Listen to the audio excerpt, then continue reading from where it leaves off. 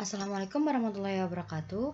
Perkenalkan nama saya Zulfira Nurfitria dengan NIM di 110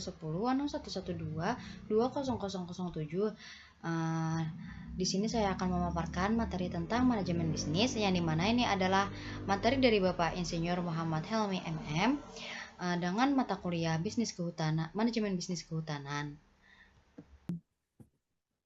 Di sini saya akan membahas pengertian bisnis. Yang pertama adalah bisnis adalah suatu kegiatan yang dilakukan oleh perorangan maupun organisasi yang melibatkan aktivitas produksi, penjualan, pembelian maupun pertukaran barang jasa dengan tujuan untuk mendapatkan keuntungan atau laba.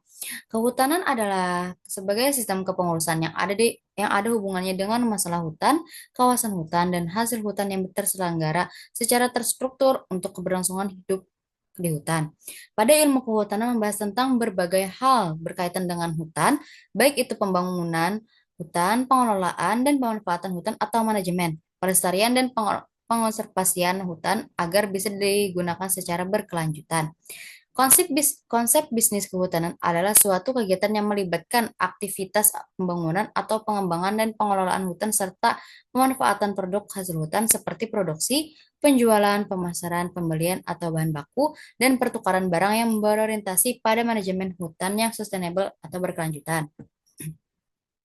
Manajemen bisnis ini adalah suatu kegiatan dalam merancang, mengelola, mengoperasikan sebuah usaha yang mencakup semua pengaturan baik dari proses pengerjaan, pengelolaan, sampai pada cara mencapai suatu tujuan bisnis yang diinginkan. Konsep ini dalam bisnis kehutanan mengacu pada sustainable development, yaitu development that meets the need of the present without compromising the ability of future generation to meet their own needs. Maksud dari arti tersebut adalah pengembangan yang memenuhi kebutuhan sekarang tanpa mengurangi kemampuan generasi ke depan dalam memenuhi kebutuhannya sendiri. Jadi, jika akan mengganggu generasi ke depan atau kebutuhan, maka konsep ini akan menyimpang. Akibatnya muncul peraturan-peraturan di bidang pemanfaatan dan pengelolaan hutan yang berorientasi pada sumber daya ini. Kesuksesan dalam bisnis yaitu menentukan strategi dan menjalankan strategi untuk melakukan pelaksanaan yang efektif. Terdapat banyak strategi yang dapat menjadi pilihan strategi fokus pada CCA, DCA, dan Customer Relationship. Strategi-strategi tersebut yang dipilih oleh perusahaan adalah orientasi bisnis perusahaan. Sikap entrepreneurship harus memiliki inovatif, proaktif, berani mengambil risiko. Ada 3 pilar sustainable forest management. Yang pertama yaitu ekonomi. Maksud dari ekonomi tersebut adalah pendapatan dari kayu tersebut. Yang kedua sosial, yang dimana itu adalah sosial tersebut memastikan masyarakat lokal yang ada di lingkungan tersebut. Yang ketiga lingkungan. Lingkungan tersebut adalah untuk melestarikan keanekaragaman hayati yang ada pada di lingkungan di hutan tersebut. Business orientation, kesuksesan dalam bisnis tersebut. Production orientation, perusahaan yang mempunyai orientasi produksi akan berfokus pada manufaktur dan operasi-operasinya. Profit perusahaan dapat meningkat melalui kontrol THD biaya, fokus pada manufacturing, efisiensi. Perusahaan ini melakukan persaingan dengan price. Marketing orientation. Orientasi pasar merupakan sesuatu yang penting bagi perusahaan sejalan dengan meningkatkan persaingan global dan perubahan dalam kebutuhan pelanggan, di mana perusahaan menyadari bahwa mereka harus selalu dekat dengan pasarnya. Orientasi pasar merupakan budaya bisnis di mana organisasi mempunyai komitmen untuk terus berkreasi dalam menciptakan nilai unggul bagi pelanggan. Never Dan Slater mengatakan, mendefinisikan orientasi pasar sebagai budaya organisasi yang paling efektif dalam menciptakan perilaku penting untuk menciptakan nilai unggul bagi peserta kinerja dalam bisnis. Yang pertama, orientasi pelanggan. Yang kedua, orientasi pesaing. Yang ketiga, koordinasi antar fungsi. Sales orientation, yaitu sales orientation mendorong perusahaan untuk bertindak bertransaksi dalam jangka panjang. Perusahaan fokus pada membuat penjualan atas penjualan produksi atau barang dalam rangka meningkatkan pendapatan perusahaan. Pengabdian Sustainable Forest Development yaitu pembangunan yang memenuhi kebutuhan saat ini tanpa mengorbankan kemampuan generasi mendatang untuk memenuhi kebutuhan mereka sendiri dengan cara mengorganisir masyarakat agar dapat eksis dalam jangka panjang. Dimensi etika dalam bisnis yaitu etika adalah pandangan, keyakinan, dan nilai akan sesuatu yang baik dan bagus, benar, dan selaras. Ada 3 pilar kehutanan potensi dalam pasar hutan. Perubahan yang pertama adalah needs, yang kedua exploitation, yang ketiga transformasi, yang keempat environmental harm. Yang selanjutnya, business model. Yang pertama, definisi model bisnis dapat dipilah menjadi 3 kelompok. Yang pertama, sebagai suatu cara. Yang kedua, pandang sebagai komponen. Yang ketiga, dipandang sebagai strategi. Model bisnis adalah sebuah model yang menggambarkan dasar pemikiran tentang bagaimana suatu organisasi menciptakan, memberikan, dan menangkap nilai. Model bisnis adalah suatu strategi yang diterapkan melalui struktur organisasi, proses, dan sistem yang dikembangkan oleh melalui 9 blok dasar. Margareta 2002 mengatakan bahwa model bisnis membantu para pemilik serta profesionalnya menggagas bisnis di tingkat abstrak dan kemudian mengujinya di tingkat nyata. Setelah itu, strategi bisnis disusun untuk membuat perusahaan secara strategis terhadap pesaing-pesaingnya. Dalam bisnis model generation, Alex Osterwalder dan Yves Wegner menulis 9 building block yang bisa dijadikan acuan untuk membuat rencana bisnis.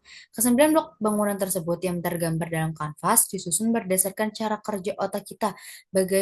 Blok sebelah kanan didasarkan atas alur kerja otak kanan dan blok kiri berdasarkan alur kerja otak kiri. 9 langkah bisnis tersebut yang pertama adalah customer, yang kedua value proposition, yang ketiga ada channels, yang keempat ada customer relationship, yang kelima ada revenue, yang keenam ada key partner, yang ketujuh ada key activities, yang kedelapan ada key resources, yang kesembilan adalah cost. Baiklah, di sini saya akan melanjutkan materi dari yang tadi, perusahaan, suatu unit kegiatan produksi yang mengolah sumber-sumber ekonomi untuk menyediakan barang dan jasa bagi masyarakat atau pembeli, mendistribusikannya, serta melakukan upaya-upaya lain dengan tujuan untuk memuaskan kebutuhan masyarakat, membeli dan memperolehkan keuntungan. Yang kedua adalah sistem. Sistem adalah kesatuan atau unit yang terdiri dari sub-sub-unit yang saling bekerja sama atau saling mempengaruhi secara langsung ataupun tidak langsung dalam mencapai tujuan tersebut. Yang selanjutnya ada sifat sistem perusahaan. Yang pertama kompleks, yang kedua satu kesatuan, yang ketiga berjenis, yang keempat saling bergantung, yang kelima ada dinamis. Tempat kedudukan dan letak perusahaan. Tempat kedudukan perusahaan adalah kantor pusat perusahaan tersebut. Tempat kedudukan perusahaan pada umumnya dipengaruhi faktor kelancaran hubungan dengan lembaga-lembaga lain seperti lembaga pemerintah, lembaga keuangan, pelanggan, dan sebagainya. Letak perusahaan tersebut adalah Letak perusahaan adalah tempat perusahaan melakukan kegiatan fisik atau pabrik. Yang kedua, letak perusahaan dipengaruhi faktor ekonomi dan merupakan salah satu faktor penting yang menunjang efisiensi perusahaan biaya terutama dalam kaitannya dengan biaya. Faktor-faktor yang mempengaruhi biaya adalah yang pertama, harga bahan mentah atau bahan pembantu. Yang kedua, tingkat upah buruhnya. Yang ketiga, tanah. Yang keempat, pajak. Yang kelima, tingkat bunga. Yang keenam, biaya alat produksi tahan lamanya. Yang ketujuh, biaya atas jasa pihak ketiga. Jenis letak produksi perusahaan yang pertama adalah terikat keadaan alam atau pabrik plywood. Yang kedua, terikat sejarah seperti Tahura, Benteng, di Mandiangin. Yang ketiga, terikat oleh pemerintah seperti Surabaya Industrial Estate, Rungkut, atau SIR. Yang keempat, dipengaruhi oleh faktor-faktor ekonomi. Letak perusahaan dipengaruhi oleh faktor-faktor ekonomi. Yang pertama, kedekatan bahan mentah dan ketersediaan bahan mentahnya. Yang kedua, ketersediaan tenaga air. Yang ketiga, ketersediaan tenaga kerja. yaitu atau buruh. Yang keempat, ketersediaan modal. Yang kelima, kemudahan transportasi serta dengan kedekatan pasar dan kesesuaian iklim tersebut.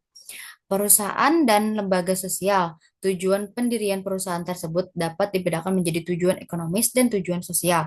Yang kedua, tujuan ekonomis adalah mencari keuntungan atau profit, yang dimana keuntungan tersebut kepada perusahaan. Ya, tersebut tujuan sosial adalah memperhatikan keinginan investor, karyawan, penyedia, faktor-faktor produksi, dan masyarakat luas. Lingkungan perusahaan yang pertama adalah lingkungan umum, yang kedua adalah lingkungan khusus. Lingkungan perusahaan, lingkungan umum yaitu yang pertama ada politik, yang kedua ada hukum, yang ketiga ada sosial, yang keempat ada perekonomian, yang kelima ada budaya, yang keenam pendidikan, yang ketujuh ada teknologi, dan yang terakhir ada demografi. Untuk pada lingkungan khusus pada perusahaan tersebut adalah yang pertama supplier, yang kedua konsumen, yang ketiga pesaing. Pengaruh lingkungan bagi perusahaan, ada beberapa pengaruh positifnya, negara aman, perusahaan dapat menjalankan usaha dengan tenang, dan ada pun pengaruh negatif yang ada di lingkungan dan pengaruh perusahaan. Pengaruh negatif tersebut seperti negara tidak aman, perusahaan akan merasa tidak tenang. Pertanggungjawaban perusahaan kepada yang pertama ada investor, yang kedua tenaga kerja, yang ketiga konsumen, yang keempat ada perantara, yang kelima pemerintah, yang keenam penyedia, yang ketujuh pesaing, yang delapan lembaga penelitian, dan yang terakhir ada lingkungan. Sekian pemaparan materi dari saya. Mohon maaf apabila ada kesalahan. Wabillahi taufiq wal hidayah. Wassalamualaikum warahmatullahi wabarakatuh.